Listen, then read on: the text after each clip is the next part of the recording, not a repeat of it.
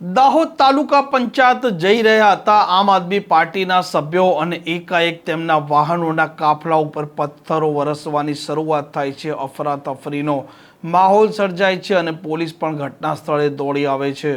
વૈષ્ણવજન તો તેને કહીએ જે પીડ પરાઈ જાનાને રે।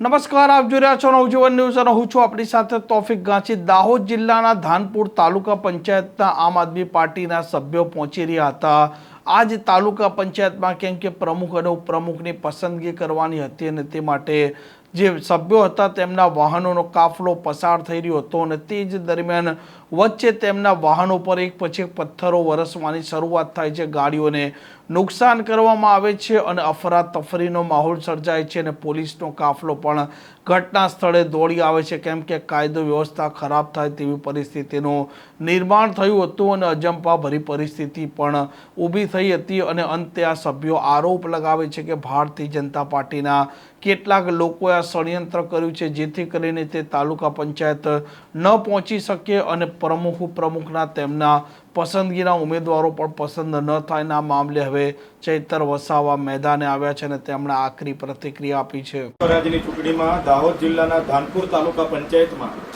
ત્યાંની જનતાએ આમ આદમી પાર્ટીના 12 જેટલા તાલુકા સભ્યોને જંગી બહુમતીથી વિજયી બનાવ્યા હતા। આજે હાલમાં જ 12 વાગ્યાની સામાન્ય સભા હતી ત્યારે અમારા 12 તાલુકા સદસ્યશ્રીઓ સામાન્ય સભામાં ભાગ લેવા માટે અને પ્રમુખ ઉપપ્રમુખની વરણીમાં સહભાગી થવા માટે જતા હતા ત્યારે ધાનપુર તાલુકા પંચાયતની પહેલા જે ઘાટા આવે છે ત્યાં ઘાટા કને ઝાડ રસ્તા પર કાપીને તુફાન ગાડીઓ રસ્તા પર મૂકીને 4 ગાડીઓ જેમાં ઉમેદવારો બેઠા હતા એમને આતરીને ત્યાંના કેટલાક અસામાજિક તત્વોએ ભાજપના નેતાઓના ઇશારે ત્યાં ફાયરિંગ કર્યું છે, પથ્થરમારો કર્યો છે અને તીરકામઠાથી હુમલાઓ પણ થયા છે, જેના કારણે અમારા ઉમેદવારો હેમખેમ એમાંથી બચીને બહાર નાસીને બચ્યા છે અને પોલીસને જાણ કરી બાદમાં ડીવાયએસપી એમના કાફલા સાથે આવી અમારા ઉમેદવારોને હેમખેમ પ્રમાણે બચાવી લઈને સામાન્ય સભામાં હાલમાં જ લઈ ગયા છે અને અમારા ઉમેદવારોને ખેંચી કરવામાં પણ ઈજાઓ થઈ છે, પથ્થરમારાઓમાં પણ ઈજા થઈ છે અને 4 જેટલી ગાડીઓને નુકસાન થયું છે, જેની અમે સખત શબ્દોમાં નિંદા કરીએ છીએ।